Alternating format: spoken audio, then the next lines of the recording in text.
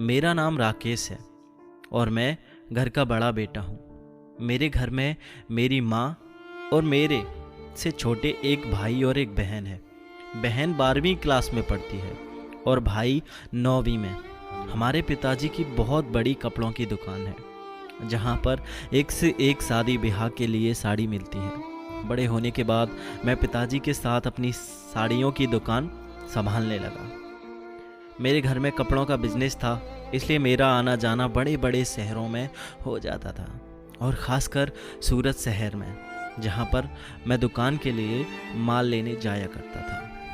मेरे पास पैसे रुपए की कोई कमी नहीं थी, क्योंकि बड़े होने के बाद पिताजी ने पैसे रुपए के लेन देन का काम मुझे ही सौंप दिया था। पैसा हाथ में आते ही मैं अपने सारे शौक पूरे करने लगा। एक बार मैं माल लेने सूरत गया हुआ था।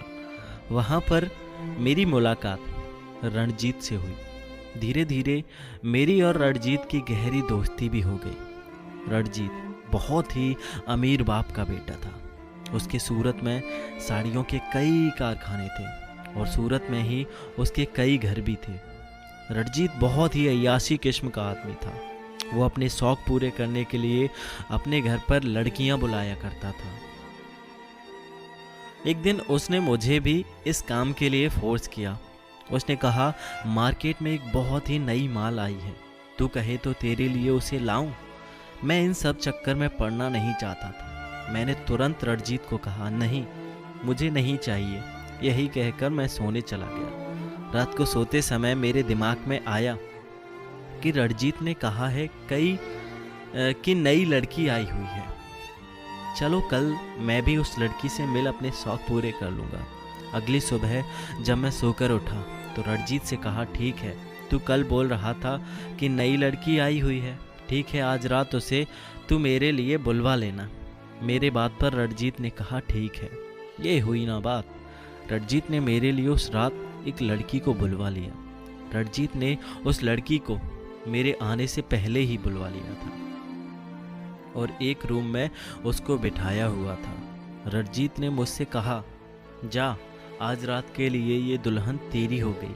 रणजीत के मुंह से यह सुनते ही मेरा पूरा शरीर कांप उठा, क्योंकि मैंने अभी तक अपने सारे शौक तो पूरा किया, पर लड़कियों के मामले में दूर ही रहता था। पर आज रणजीत की वजह से लड़की भी मेरे कदमों में थी। जब मैं उस लड़की के रूम में गया जहाँ पर वह लड़की बैठी हुई थी, यह लड़की दुल्हन की तरह सजी संवरी घूंघट निकाल कर बैठी हुई थी। जो ही मैं उस लड़की के पास जाकर उसका घूंघट उठाने की कोशिश की, वह लड़की थर थर कांपने लगी। शायद मुझे उस लड़की पर दया आ गई। मैंने उस लड़की से कहा, डरो मत, मैं तुम्हें ज़्यादा परेशान नहीं करूँगा। यही कहते हुए मैंने झट से उसका घूंघट उठा दिया। मैंने देखा वह लड़की सिर्फ 12 या 13 साल की थी और उसके आंखों से आंसू निकल रहे थे। मैंने उस लड़की से कहा, तुम रो क्यों रही हो? घबराओ मत। मैं मन ही मन अपने आप में सोचने लगा, यह दुनिया कैसी है। 12 या 13 साल की बच्चियों को भी वेश्यावृत्ति के दलदल में धकेल दिया जाता है। अभी मैं यही सोच रहा था, तभी वह लड़की मेरे पैर पर गिरकर रोने लगी और कहने लगी, भगवान के लिए मुझे छोड़ दो, मुझे हाथ भी मत लगाना, मुझ पर रहम करो, मैं अभी बहुत छोटी हूँ, मुझे यहाँ पर जबरदस्ती लाया गया। मैंने उसे डांटा और कहा, चुप करो, तेज तेज मत चिल्लाओ, अगर तुम्हारी आवाज़ कोई सुन लिया तो तुम्हें बचाना मुश्किल हो जाएगा। मेरे कहने पर यह लड़की थोड़ा शांत और सहम गई। मैंने उससे उसका नाम पूछा। उसने अपना नाम जया बताया। फिर मैंने उससे पूछा, आखिर तुम इस दलदल में कैसे फंसी? उसने कहा, मेरी परवरिश अनाथालय में हुई। जब मैं 8 या 10 साल की हो गई तो एक फैमिली अनाथालय आई और कागजी कार्रवाई करके मुझे गोद ले लिया। वह लोग मुझे अपने घर बेटी बनाकर तो ले गए, पर वो लोग मेरे साथ बेटी जैसा सलूक नहीं करते। वो लोग मुझसे अपने घर का ढेर सारा काम करवाते। दोनों पति पत्नी मुझसे नौकरों जैसा बर्ताव करते, पर मैं मजबूर थी। करती भी तो क्या, पहनने के लिए कपड़े और 2 वक्त का भोजन मिल जाता। मैं काफ़ी दिन तक उन दोनों के पास रही। वक्त गुजरता रहा। जिन लोगों ने मुझे गोद लिया था वह पेशे से डॉक्टर थे। एक दिन अचानक मुझे पता चला कि वह और उनकी पत्नी दोनों अमेरिका जा रहे हैं। जब यह बात मुझे पता चली तो मैंने उनसे पूछा, क्या मैं भी अमेरिका जाऊंगी? उन्होंने कहा, हाँ तुम भी जाओगी, मगर अभी नहीं, तुम्हें 2-3 महीने बाद ले जाऊंगा। क्या है, तुम्हारा हम लोगों के साथ खूनी रिश्ता नहीं है ना, तो तुम्हारा वीज़ा और पासपोर्ट बनने में थोड़ा टाइम लगेगा। तब तक मैं तुम्हारे रहने का बंदोबस्त करवा दूंगा। अगले हफ्ते वो दोनों पति पत्नी अमेरिका चले गए और मुझे एक औरत के पास छोड़ गए। जब से उस औरत के घर रहने आई तो वहाँ मुझे उस औरत के घर का माहौल ठीक नहीं लगा। वहाँ पर मुझे हर तरफ लड़कियाँ ही लड़कियाँ नजर आती और उन लड़कियों के पास हर रोज़ नए नए मर्द आते और वह लड़कियाँ उन मर्दों के साथ एक रूम में चली जाती और वो लोग बंद कमरे में कुछ टाइम अपना वक्त बिताते और कुछ देर बाद वो लोग चले जाते। वहाँ काम करने के लिए एक मर्द था जो आंटी का चमचा था। वो शर्मिला आंटी के इशारे पर काम करता। वही मुझे यहाँ पर लेकर आया है। यही कहकर वह लड़की यानी कि जया एकदम खामोश हो गई। मैं उसकी तरफ अफसोस भरी निगाहों से देखा और मन ही मन सोचने लगा कि चाहे कुछ भी हो जाए मैं इस लड़की के साथ गलत नहीं कर सकता, क्योंकि इस लड़की के साथ धोखा हुआ है और आज मैंने इसके साथ कुछ गलत कर दिया और इसे वापस उसी दलदल में भेज दिया तो ये उन्हीं वेश्याओं की दलदल में फंसकर वैसे ही जिंदगी गुजारने को मजबूर हो जाएगी।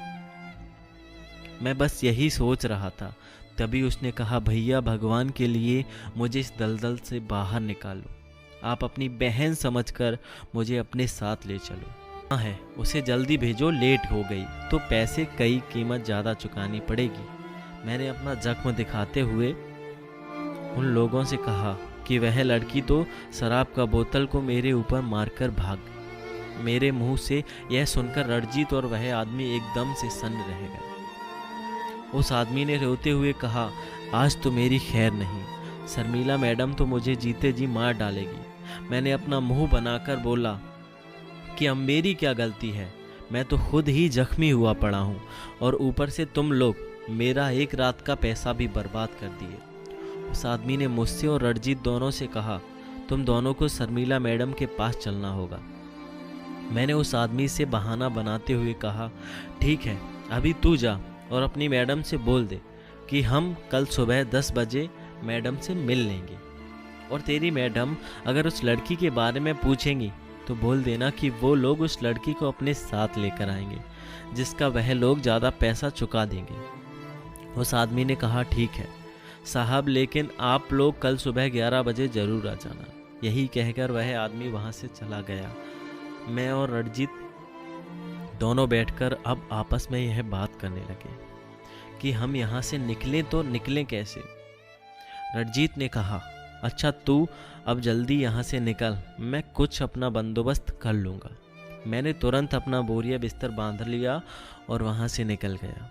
घर आया तो पिताजी ने माल के बारे में पूछा। मैंने उनसे बहाने बना दिए कि रास्ते में मेरा पाला कुछ गुंडों से पड़ गया था। वो लोग मेरा सारा पैसा छीन लिए तो मैंने माल कहाँ से ला पाता। पिताजी ने मेरी बातों पर यकीन कर लिया और मैं भी सुकून से अपने दुकान पर जाकर अपना काम करने लगा। कुछ दिन ऐसे ही निकल गए। एक दिन अचानक मैं और मेरे पिताजी दोनों दुकान पर थे। तभी मेरे दुकान पर रणजीत आ गया।